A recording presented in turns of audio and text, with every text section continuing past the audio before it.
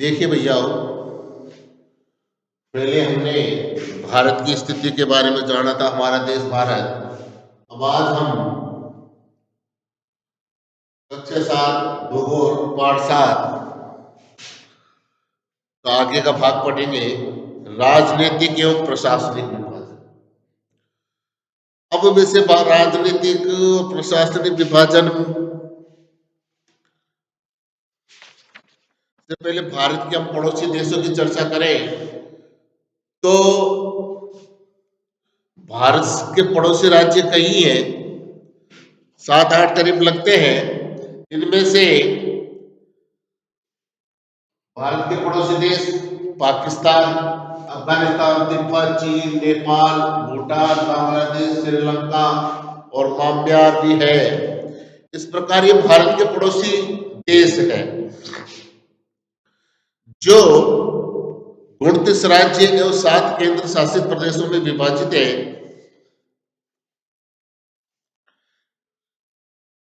अब दक्षिण में समुद्र की स्थिति, 2 द्वीप श्रीलंका और मालदीव हमारे पड़ोसी देश है, जो पाक जल संधि भारत को श्रीलंका से अलग करती। जो पाक जल संधि हुई उसमें श्रीलंका को भारत को श्रीलंका से अलग करती है।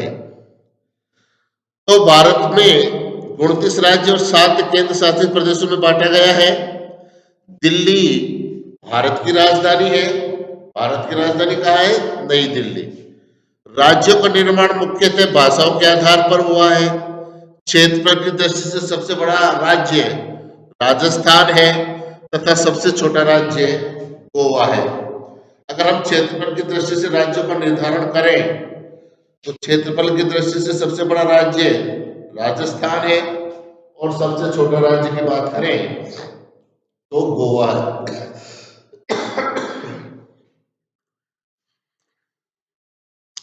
राज्य को जिलों में बांटा गया, यानी कि और जिलों को भी पंचायत समिति स्तर पर बांट दिया। इस प्रकार राजनीतिक स्तर पर भी इनके छोटे छोटे भाग किए गए जिससे शासन व्यवस्था को दुरुस्त किया जा सके। इसी प्रकार भौतिक विभाजन, इसके बाद कौन सा? भौतिक विभाजन। अब भौतिक विभाजन भारत में पाई जाने वाली भौतिक आकृतियां विभिन्न प्रकार की है, जैसे पर्वत, पठार, मैदान तथा तट तथा द्वीप समूह। उत्तर में बर्फ से ढका हुआ हिमालय संतरी का कार्य करता है। अगर हम भारत की स्थिति की बात करें जो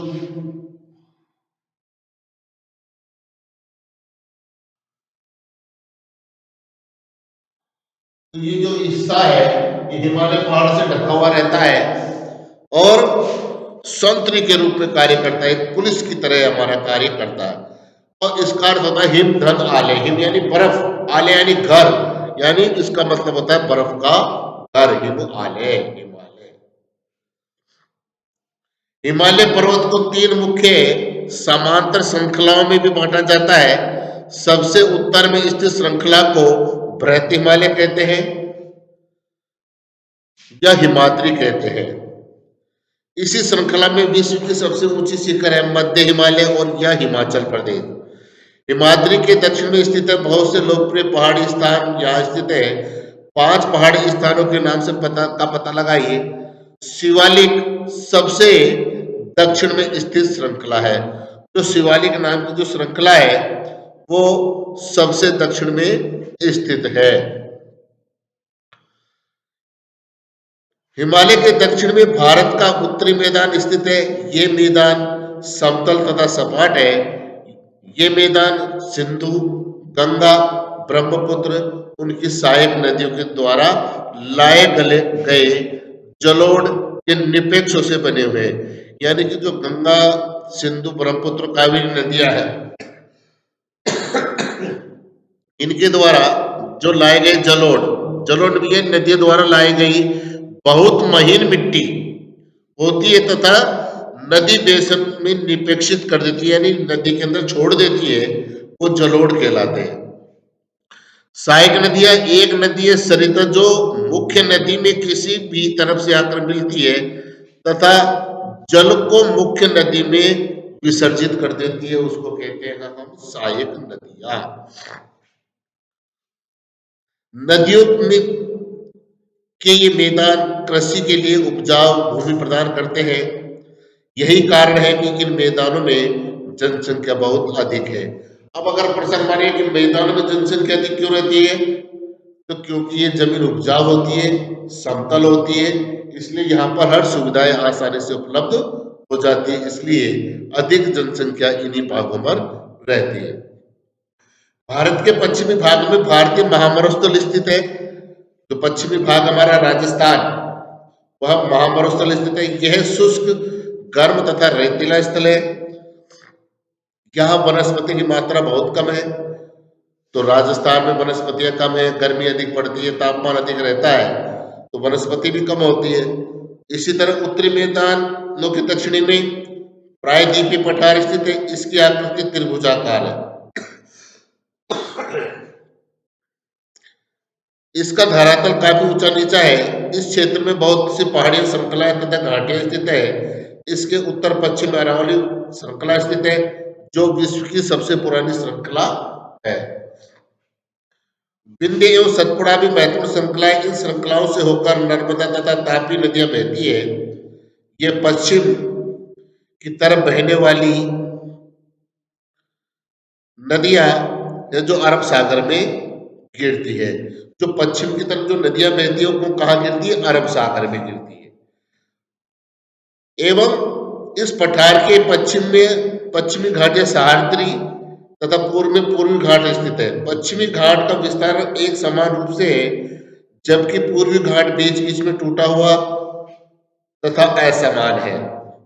इन पठारों में खनिजों जैसे कोयला एवं लौह अयस्क की प्रचुरता है। पश्चिमी घाट के पश्चिम में तथा पूर्वी घाट के पूर्व में तटीय मैदान स्थित है। पश्चिमी तटीय मैदान काफी संकरे है और पूर्वी तटीय मैदान अपेक्षाकृत चौड़े हैं।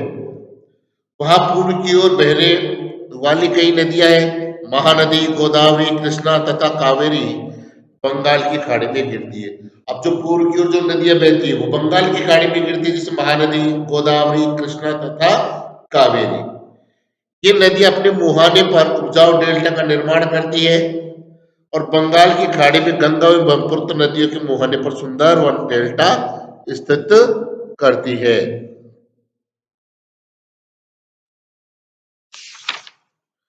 भारत के में दो द्वीप समूह, लक्षद्वीप द्वीप समूह अरब सागर में स्थित है। ये केरल के तट से कुछ दूर स्थित प्रवाल द्वीप में है। अंडमान एवं निकोबार द्वीप समूह भारत के दक्षिण पूर्व दिशा में बंगाल की खाड़ी में स्थित है। क्या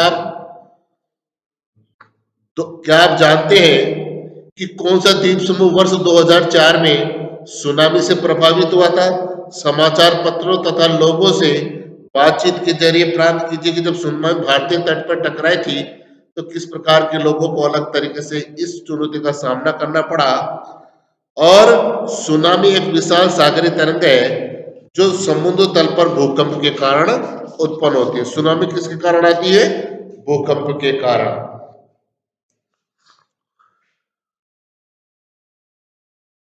धन्यवाद।